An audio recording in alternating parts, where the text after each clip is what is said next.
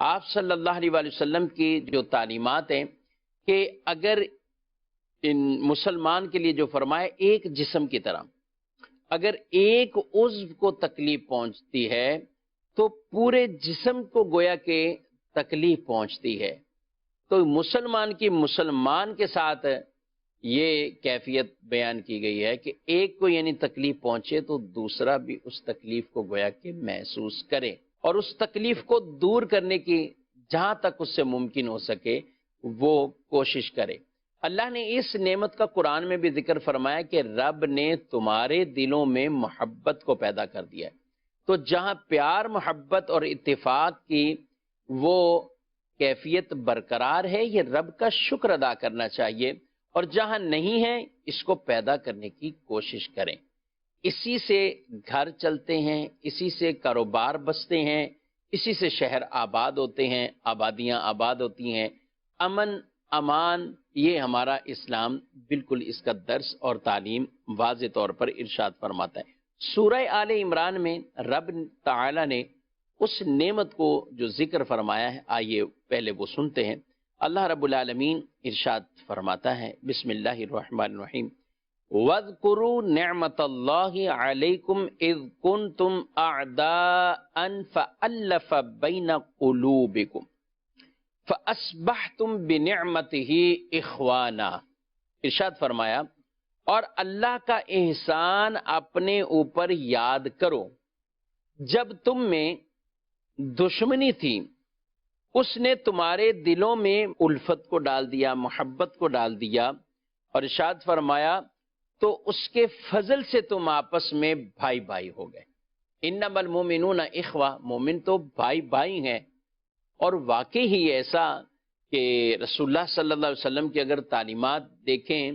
اور بالخصوص جب ایک مسلمان کسی مشکل میں آتے ہیں، آپ ہجرت کے واقعات کو اٹھا کر دیکھ لیں، رب تعالیٰ نے ان مومنوں کی بڑی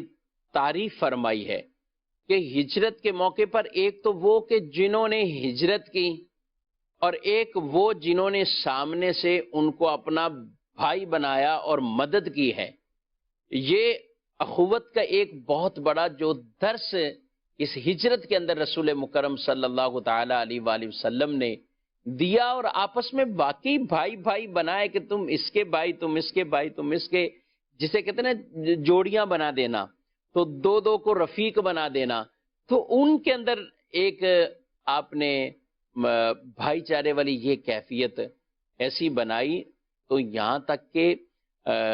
اصحاب نے بالخصوص وہ انصار صحابہ مدینے کے رہنے والے اپنی زمینوں کو آدھا کر کے ایک ٹکڑا اسے دے دیا، آپ اس سے تجارت کرو، اپنے کام کرو، فصل بناؤ، کاٹو، اس سے کمائی کرو، روزگار کا ذریعہ، آدھا یہ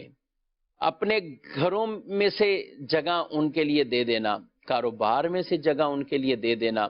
اور بعض تو بہت بڑی بڑی ایسی مثالیں بھی پیش آئی ہیں کہ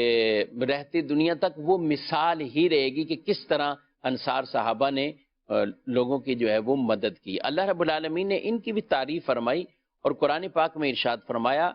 والذین آمنوا وہاجروا وجاہدوا فی سبیل اللہ والذین آووا ونصروا اولئک هم المؤمنون حقا لہم مغفرۃ ورزق کریم۔ ارشاد فرمایا، اور وہ جو ایمان لائے اور ہجرت کی اور اللہ کی راہ میں لڑے، اور جنہوں نے جگہ دی اور مدد کی، جنہوں نے جگہ دی اور مدد کی، اولئک هم المؤمنون حقا لہم مغفرۃ ورزق کریم۔ ارشاد فرمایا ان کے لیے بخشش اور عزت کی روزی ہے، عزت والی روزی ہے ان مسلمانوں کے لیے۔ راہ میں ہجرت کرنے والے، ان کی بھی فضیلت کو بیان کیا، اور جنہوں نے آگے ان کے لیے نصرت کا اہتمام کیا ہے، ان کے ساتھ ان کو جگہ دینا، ان کے ساتھ بھلائی کرنا، تو یہ ایمان کی ایک گویا کہ کہیں کہ پختہ نشانیوں میں سے ایک نشانی ہے۔ پکے سچے مسلمان کہلانے کے وہ حقدار ہیں جو عمل کے اعتبار سے، کردار کے اعتبار سے بھی ویسے مسلمان ہیں کہ جس طرح اسلام ان سے چاہتا ہے۔